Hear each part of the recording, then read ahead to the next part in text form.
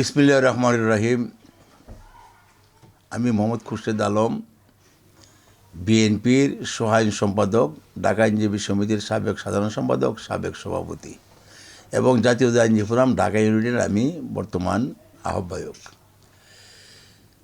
বর্তমান অন্তর্বর্তীকালীন সরকার, আপনারা সবাই জানেন, ওনারা ক্ষমতা আসার সময় ওনাদের কিছু ওয়াদা ছিল যে আমাদের যে সংবিধানটা স্বৈরাচারী হাসিনার সরকার যেভাবে রেখে গিয়েছেন, এটা একদম একটা আওয়ামী লীগের দলীয় সংবিধানের মতো ছিল।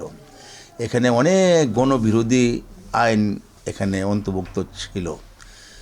আমাদের বর্তমান সকল নিবন্ধনকৃত রাজনৈতিক দলগুলিকে নিয়ে বর্তমান সরকার একটা সংবিধান সংস্কার কমিটি গঠন করেছিল। ওই কমিটির নেতৃত্বে ছিলেন প্রধান উপদেষ্টা এবং ভাইস প্রেসিডেন্ট ছিলেন প্রখ্যাত শিক্ষাবিদ, অর্থনীতিবিদ ডক্টর আলী রিয়াজ। ওনাদের নেতৃত্বে বিএনপি, জামাতে ইসলামী, এনসিপি সহ সমস্ত রাজনৈতিক দলের সাথে আলোচনা ক্রমে এই সংস্কারটা এনেছেন। সংবিধান থেকে এটাকে অন্তর্ভুক্ত করতে হয় এবং পূর্বের যত গণবিরোধী যতগুলি এখানে সংবিধানে অনুচ্ছেদ ছিল, এগুলি বাদ দিতে হলে এটা জনগণের একটা ম্যান্ডেট দরকার, জনগণের একটা কনসেন্ট দরকার। বিদায় এখানে সর্বসম্মতভাবে এই গণভোট হবে সিদ্ধান্ত হয়েছিল। তো আমরা বিএনপির পক্ষ থেকে এবং অন্যান্য দলের পক্ষ থেকে যদি সর্বাত্মকভাবে, যেহেতু এটা সিদ্ধান্ত হয়েছে, তাই ওই দিনই আমরা আমাদের যে জাতীয় সংসদে যারা নির্বাচিত হবেন, যারা উপযুক্ত, তাদের পক্ষে আমরা ভোট দিব।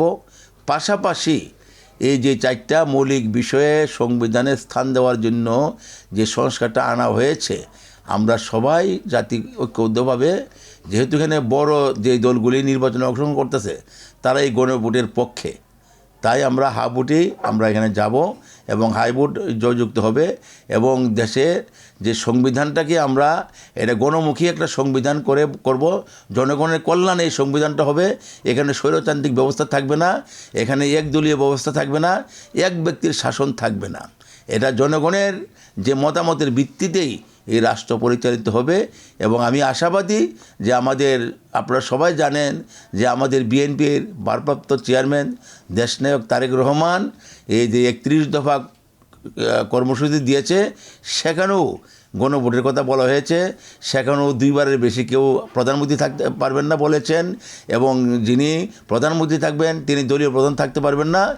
অনেকগুলি সংস্কারের কথা 31 দফাতে আছে। অতএব এই গণভোটের ব্যাপারে বিএনপি এবং আমাদের ভারপ্রাপ্ত চেয়ারম্যানে এটাতে সম্মতি দিয়েছে, আমরা সম্মতি দিয়েছি।